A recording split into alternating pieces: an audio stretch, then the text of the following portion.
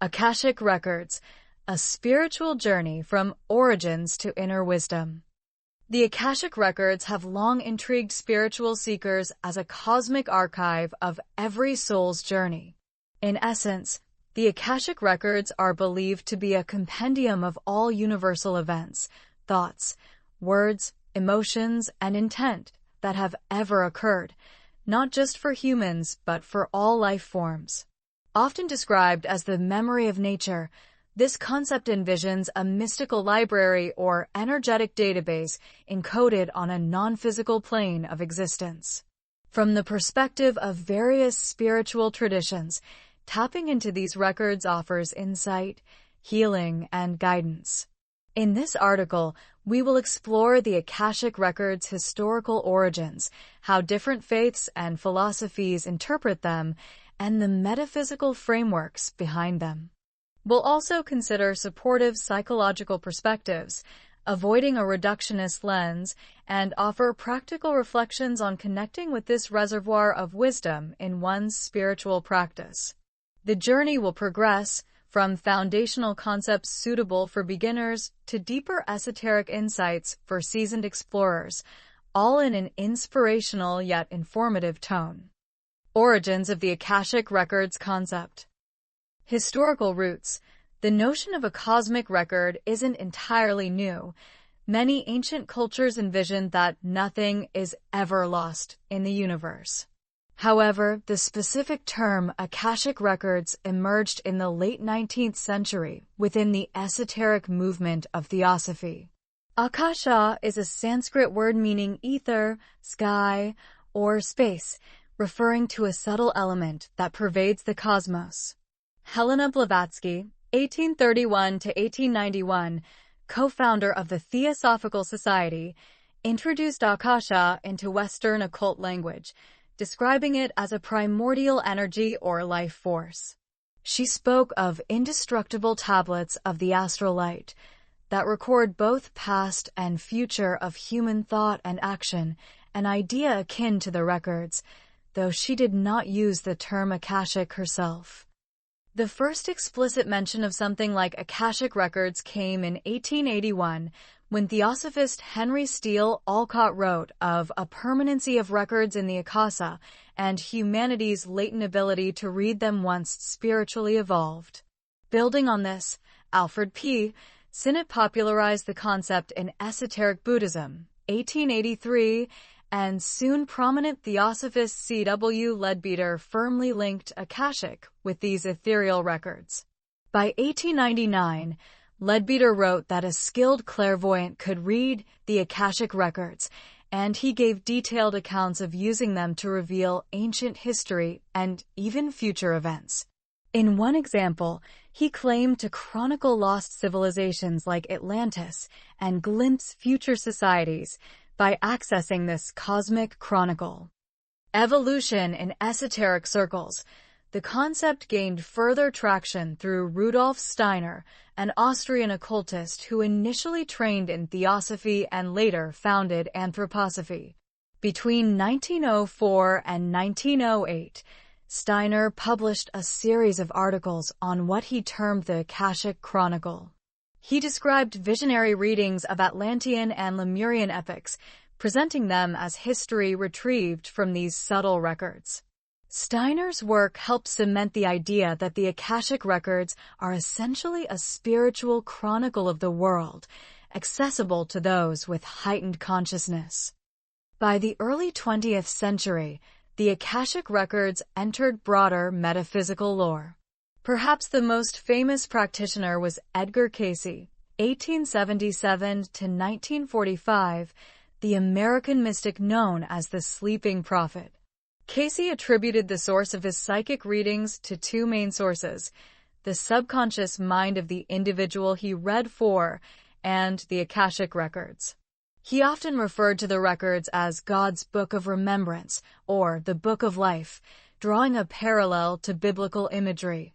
Cayce's influence, along with the spread of New Age spirituality in the late 20th century, brought the Akashic concept into mainstream metaphysical thought.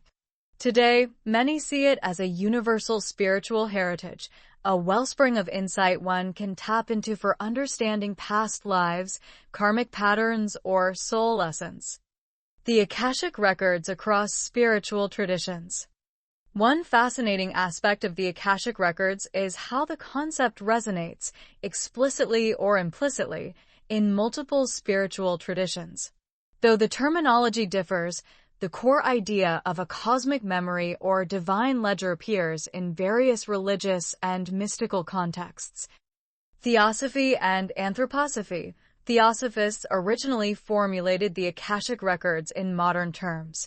They teach that every event, thought, or emotion imprints upon the subtle planes of the cosmos, like impressions left in etheric matter.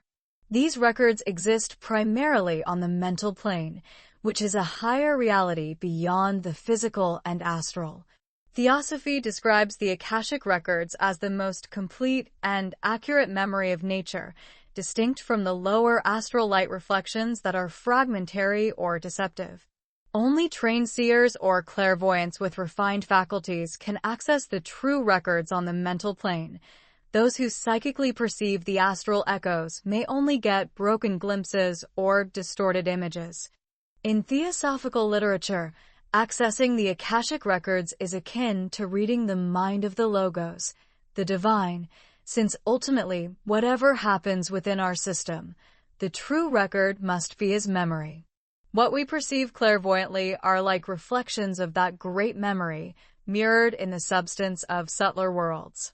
This perspective underscores that the records are sacred and should be approached with reverence and purity of intent, to avoid being misled by lower psychism or personal imagination.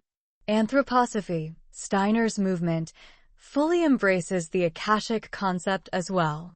Steiner delivered lectures, e.g. Cosmic Memory and the Fifth Gospel, expounding on information he claimed to gather from the Akashic Chronicle, such as detailed narratives of humanity's spiritual evolution. Both Theosophy and Anthroposophy view the records as a tool for spiritual insight, a way to study karmic history and the deeper causes behind events beyond what conventional history or science can tell us. Hinduism and Eastern mysticism.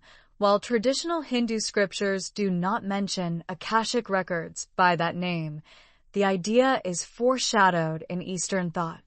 In Hindu philosophy, Akasha, is the fifth element, after earth, water, fire, air, often translated as ether or space. Far from empty, Akasha is the subtle substratum of existence, the matrix in which the other elements and all experiences are embedded. Some Indian mystics describe Akasha as a kind of living space or cosmic mind that remembers everything. For example, modern yogi Sadhguru explains that Akasha carries an intelligence, an imprint of all that ever was, functioning like a vast information field. He humorously compares the Akashic Records to an internet of consciousness, where enlightened beings like Krishna or Buddha essentially uploaded their knowledge, and anyone attuned can download it at any time. He suggests that what Krishna knew, what Buddha knew, it is all there for one who learns to access the Akashic intelligence beyond the physical plane. Indeed, Indian yogic lore holds that advanced sages, rishis, obtained spiritual knowledge not through books, but via direct cognition, shruti, in meditative union with the cosmic mind. In yogic terms, one who stills the mind can tune into the Akashic mind or Chidakasha, the space of consciousness, where all wisdom resides. Furthermore, ancient Indian texts acknowledge the permanence of ether/space. A famous quote attributed to the Buddha, as cited by Alcott, states that two things are eternal, Akasa and Nirvana, and that everything material emerges from Akasha and returns to it. This echoes the idea that Akasha is a cosmic storehouse of creation. In Tibetan Buddhism, there are also references to an infallible, all-encompassing memory of nature, sometimes called Alaya Vijnana, the store consciousness, which might be seen as a Buddhist counterpart to the Akashic Records concept. Although Eastern traditions may frame it differently, e.g. as karma's record or divine memory, the underlying insight is that the universe has a built-in memory. Nothing is truly lost. Every action, however subtle, leaves a trace in the fabric of reality. Christianity and Western mysticism. Classical Christian doctrine does not explicitly teach Akashic records, but analogous ideas appear in Scripture and Christian mysticism. The Bible speaks of the Book of Life, a heavenly record kept by God, in which the names and deeds of souls are written. In the Book of Revelation, for instance, the Book of Life is a divine ledger used in the final judgment. Many esoteric authors have equated this Book of Life with the Akashic Records. Even Edgar Cayce, a devout Christian, said that the record is God's book of remembrance, inscribed upon time and space. According to Cayce, each soul writes their story onto the spiritual fabric through every thought, action, and experience, much as an author inscribes a book. Christian mystics like Rudolf Steiner, though he diverged into his own path, also referenced reading an Akashic chronicle that contained the life of Christ and the history of the early church from a superphysical perspective. Beyond specific figures, the broader Christian mystical idea of God's omniscience implies a total knowledge of creation, effectively a perfect memory of all that has happened and even what could happen. Some theologians speak of the mind of God, in which all events and possibilities exist.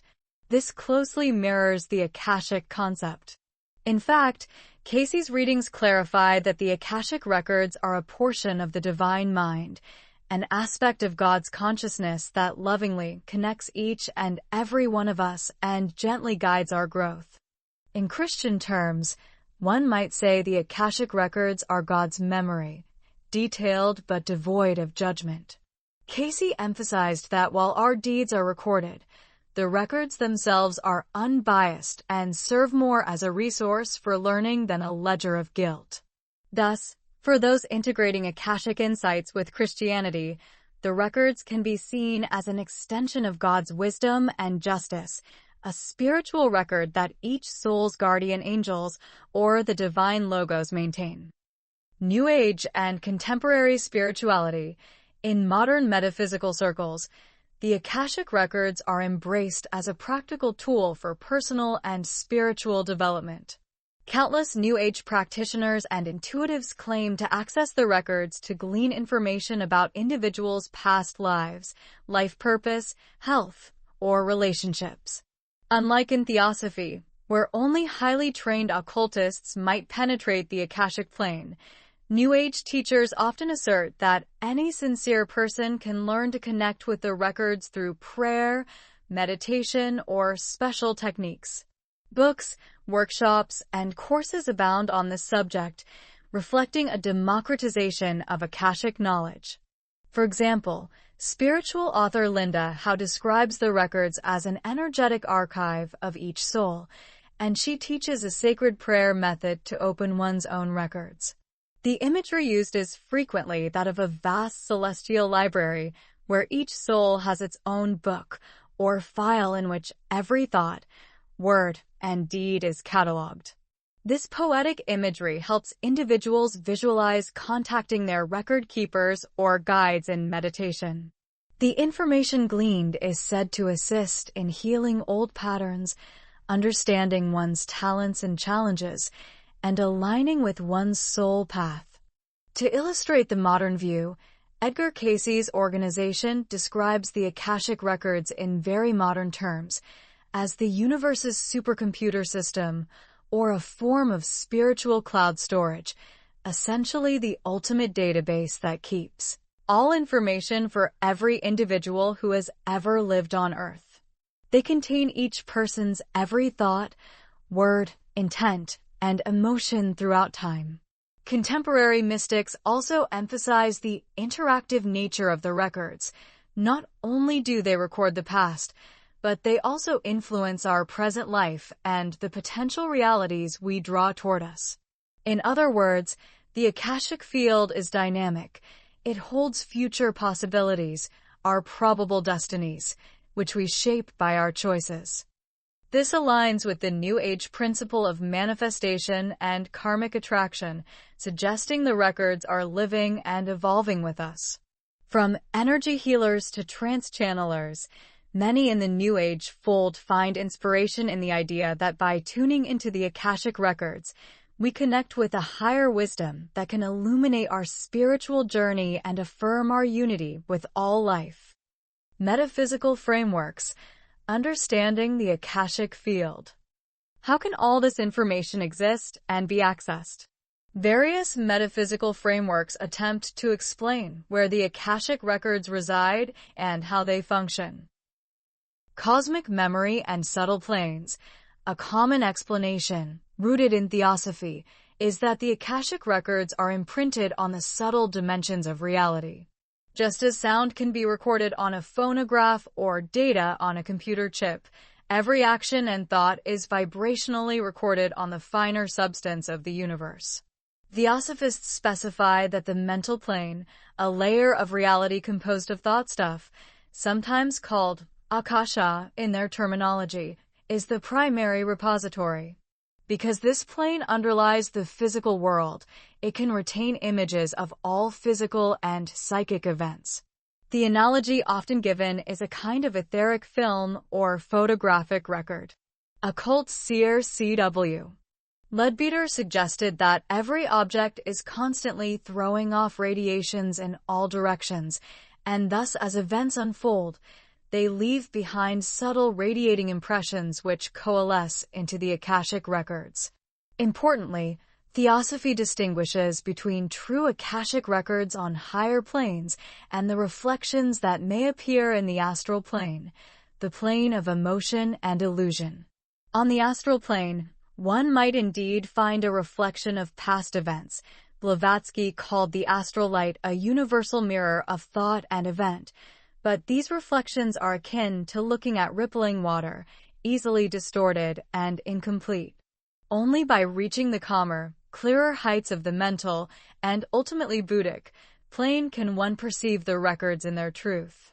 Metaphysically, this means the Akashic records are not physical objects, but a state of encoded information in the fabric of reality. One theosophical description is that the true record exists in the mind of the Logos, the divine cosmic being. Essentially, the universe remembers because the universe is a manifestation of divine consciousness. Thus, the Book of Life might be poetically understood as the mind of God itself reflecting every story in creation. What psychics access in visions or intuitive downloads are interfaces or translations of that ultimate record, often symbolically presented to the mind, for example, as actual books, scrolls, or even computer-like data, depending on one's modern frame of reference. Akasha as a field of vibration. From an Eastern metaphysical view, Akasha is often considered a field of subtle vibrations underpinning material reality. Modern spiritual thinkers sometimes speak of the Akashic field or Akashic energy to emphasize that it is not a literal library in the sky, but a field of information. Scientist and philosopher Ervin Laszlo has proposed an Akashic field theory, suggesting that the quantum vacuum, the fabric of space, acts as a holographic information field that records all quantum events, a scientific echo of the Akashic records idea. Interestingly, some yogic teachings support this notion. Sadhguru remarks that empty space has a certain intelligence and calls this Akashic intelligence. In his view, whether that intelligence works for you or against you depends on how harmoniously you live, implying the Akashic field responds to consciousness. There are even esoteric anecdotes like the one from an ancient temple inscription Sadhguru cites. An old Kannada engraving on a temple wall describes how to build a flying machine, but warns that if you fly it, you will disturb the ether, Akasha, and human beings will not live peacefully. This suggests a belief that disturbing Akasha can disrupt the mind, hinting at how profoundly this field is linked to psychological and spiritual well-being. In sum, metaphysically, we can think of Akasha as a boundless medium that, like a cosmic tape recorder, holds the vibrational traces of everything.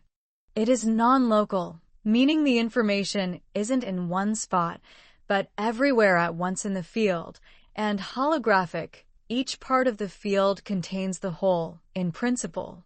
This is why clairvoyants often report that when attuned, past, present, and future events appear as if they are happening now. On the Akashic level, linear time drops away, and one perceives a grand simultaneity of existence.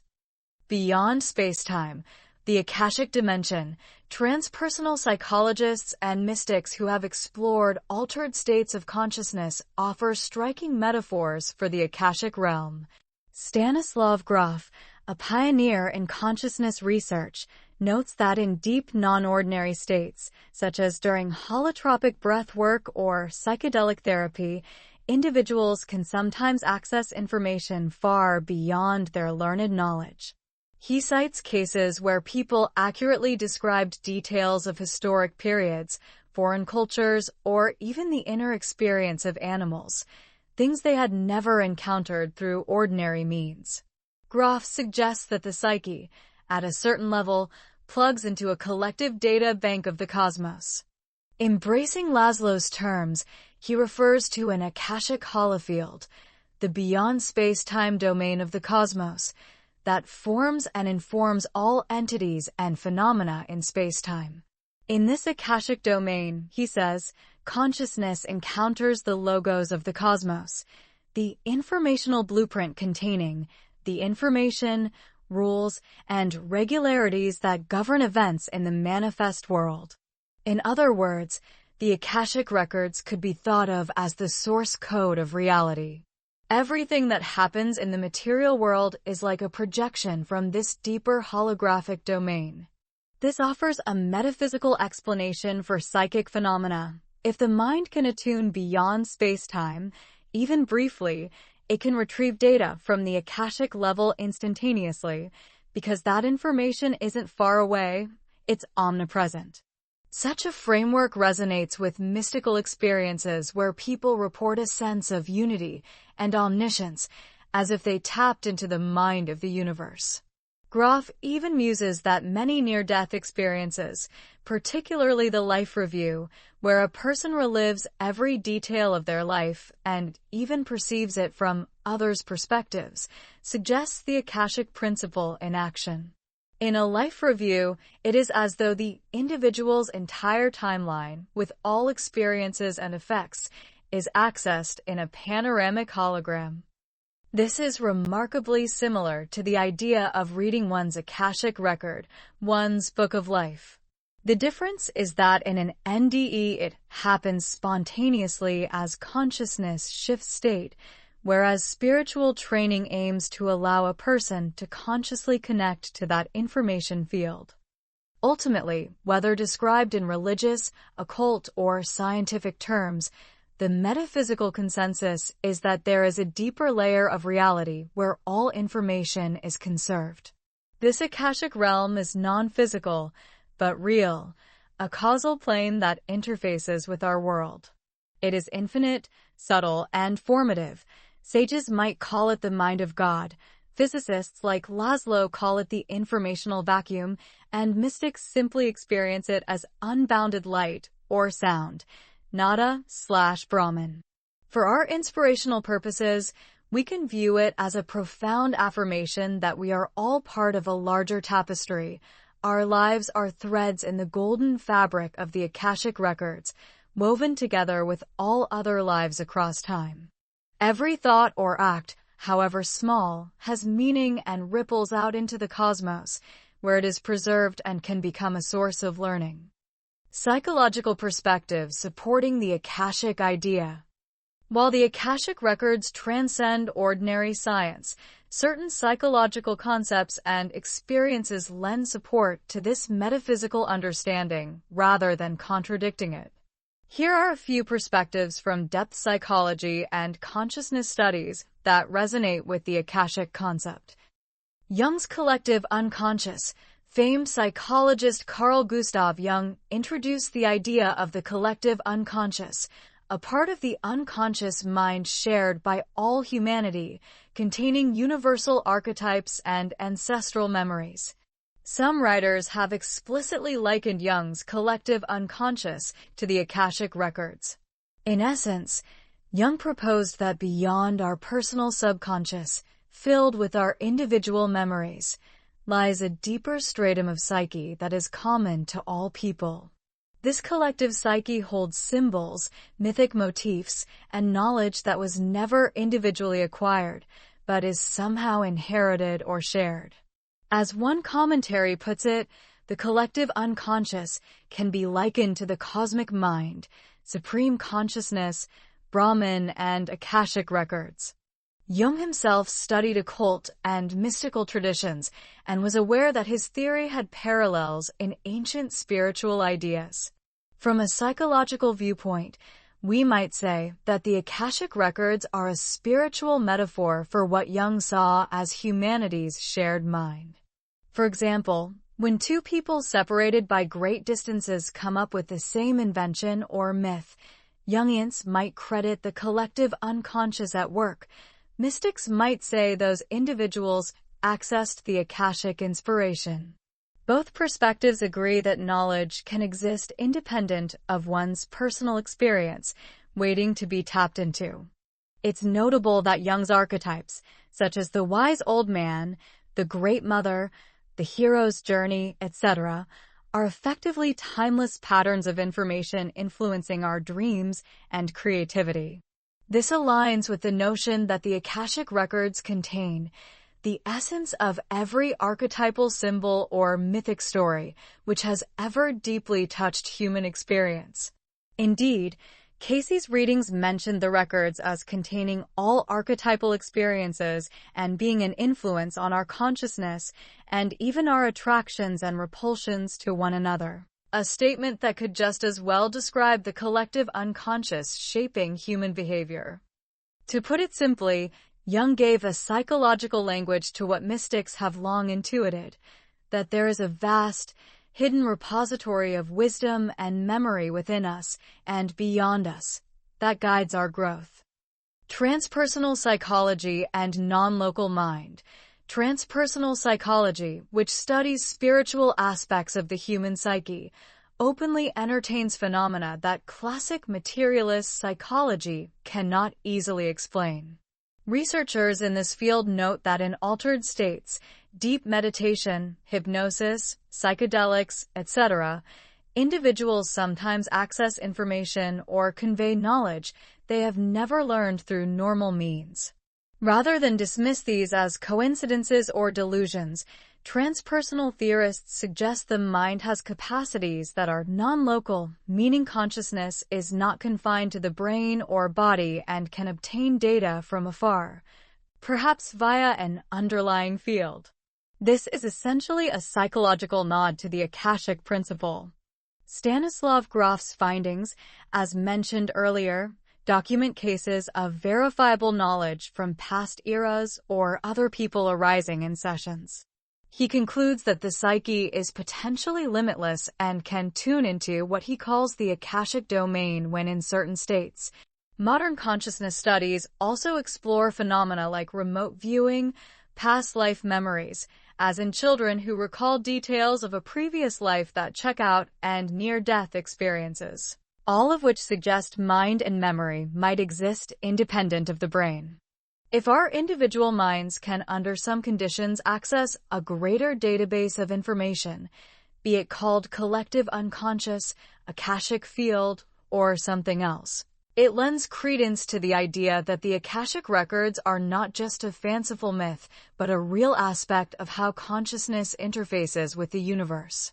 Even in more mainstream terms, the notion of a hive mind or global consciousness has gained popularity, indicating a growing intuition that we are all connected in thought and awareness at a deep level. Some thinkers use the term noosphere, coined by Teilhard de Chardin, to describe a planetary mind or field of knowledge enveloping the Earth, conceptually not far from an Akashic Records that encircles and interpenetrates the world. Integrating skepticism and belief.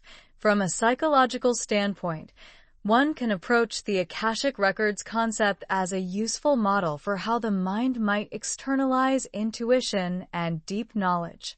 For instance, even a skeptic might agree that our subconscious mind records far more than we are consciously aware of every moment of our lives, possibly even subtle cues and collective influences. This subconscious database, when accessed in hypnosis or dreams, can feel like tapping into something vast and wise. Rather than chalk it all up to just neurons, a spiritual psychologist might say the personal subconscious can act as a doorway to the collective memory, i.e. Akashic Records. Thus, even if one doesn't literally see a hall of records in meditation, one might still gain sudden insights or direct knowing that seems to come from beyond one's normal self. Psychological practices like active imagination, Jungian dream work, or deep intuition exercises can yield information that feels given rather than created, which is exactly how Akashic insights are often described. They arise as if one is receiving knowledge, not fabricating it. Some therapists who embrace spiritual dynamics encourage clients to work with the idea of the Akashic Records as a symbolic way to access their higher self or soul knowledge. By envisioning going into a beautiful library within the mind and opening one's book of life, individuals often unlock profound personal meaning and healing insights, regardless of what one believes about the ontology of the records. In this way, the Akashic Records serve as a bridge between psychology and spirituality, a concept that validates spiritual intuition and the sense that we are more than just our brain and body, without needing to rigidly prove anything. As long as it is approached with discernment and groundedness, to avoid fantasy or escapism, the idea of the Akashic Records can be a psychologically healthy tool that supports wholeness, purpose, and connection to the sacred. In summary, far from being at odds with psychological understanding, the Akashic Records find intriguing echoes in our evolving understanding of consciousness. The key takeaway is that human consciousness appears to have access to deeper sources of knowledge, call it collective unconscious, Akashic field, or divine mind. This not only supports the metaphysical claims, but can also inspire individuals to trust their inner wisdom and seek answers in meditation or prayer, knowing that something larger within us, or connecting us, knows the truth and lovingly guides us. Connecting with the Akashic Records, practical reflections.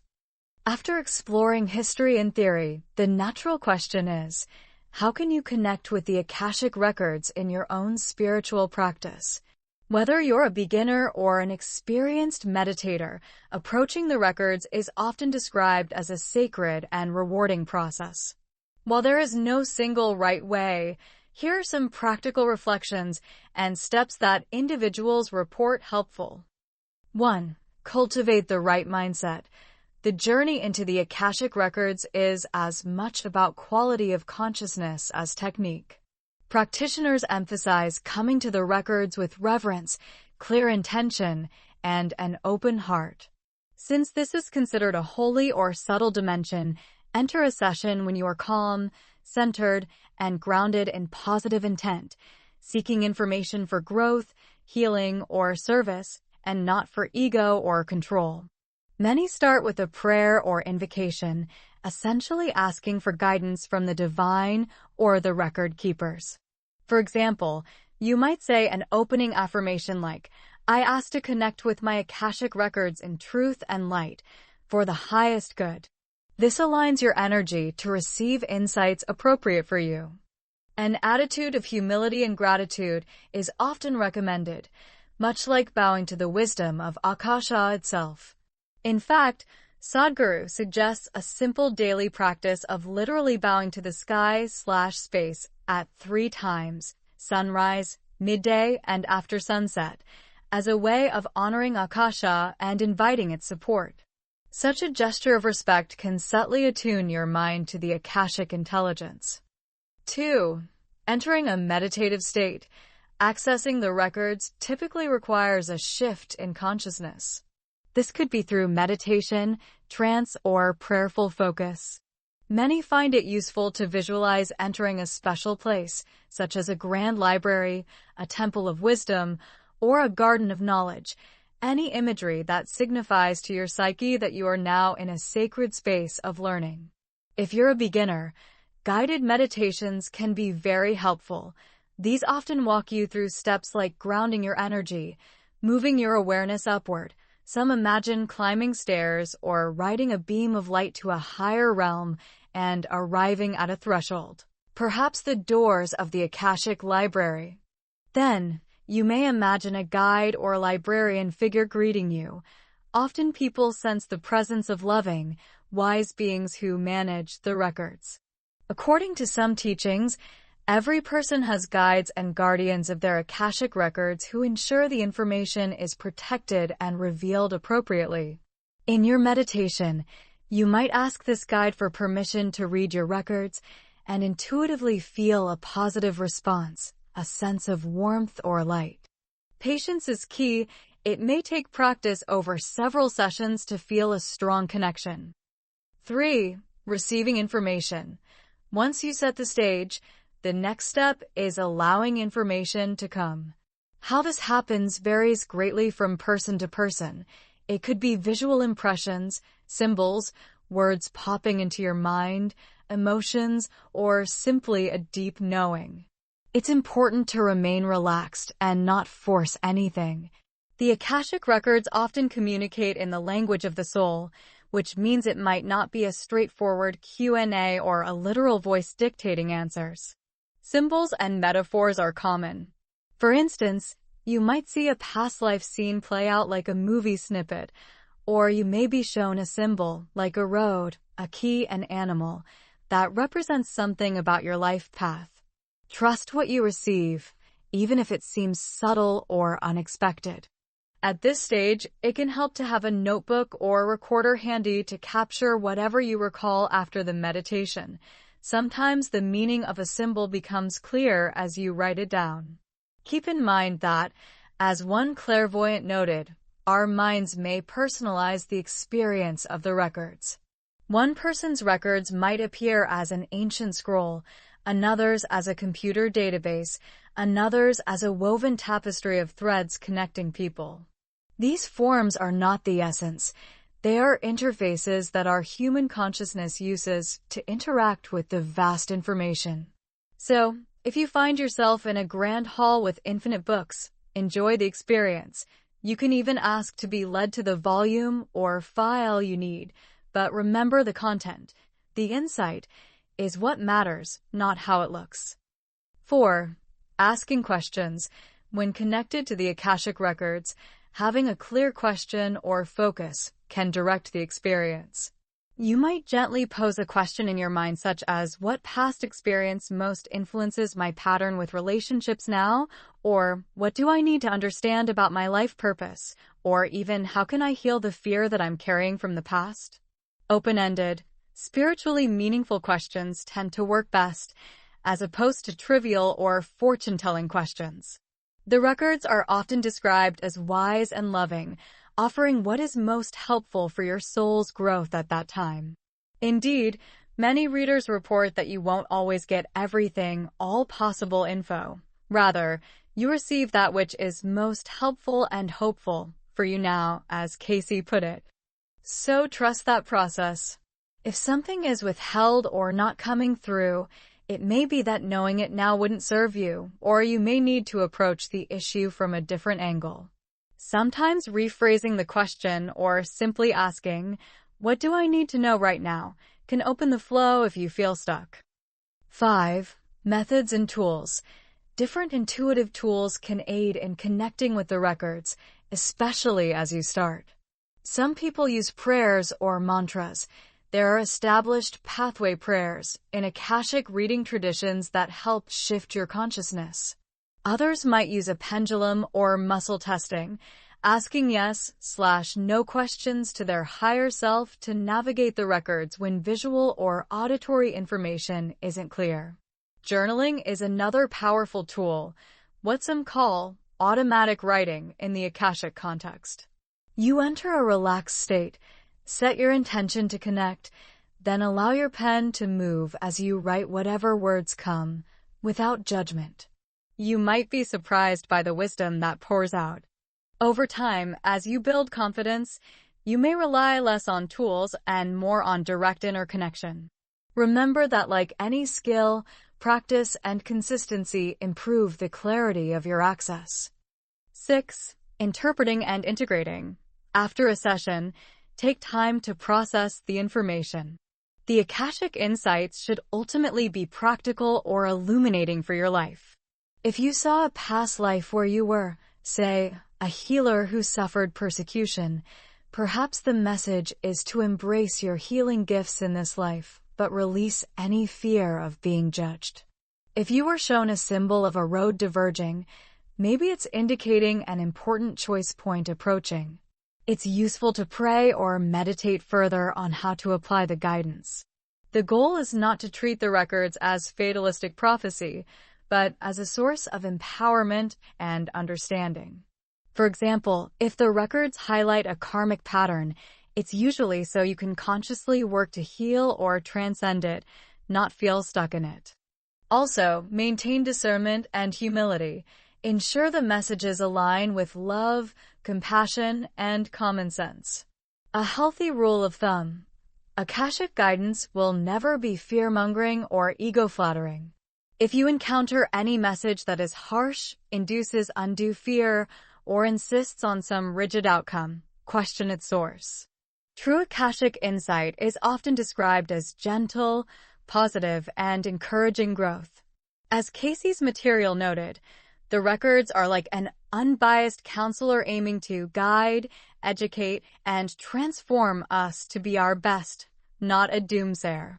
So, if someone gives you an Akashic reading filled with gloom or grandiosity, you must do XYZ or else, or you are the chosen savior of the world, it's likely filtered through human ego or misinterpretation. The hallmark of genuine Akashic connection is that even when showing you difficult truths, it comes with clarity, solutions, or solace, leaving you feeling empowered or at least at peace, not frightened. 7. Ethical and spiritual considerations. When engaging with the Akashic records, especially beyond just your own records, ethics are important. It is said that you should not pry into others' records without permission, much like you wouldn't invade someone's privacy in daily life. In many teachings, access to another's records requires either their direct consent or a clear spiritual mandate. For instance, reading the records of a child by a parent trying to help them, or a healer asking with the client's consent. Even with permission, approach others' records with utmost respect and confidentiality. Another consideration is self-care. Akashic work can be energetically intense. Ensure you ground yourself after a deep session.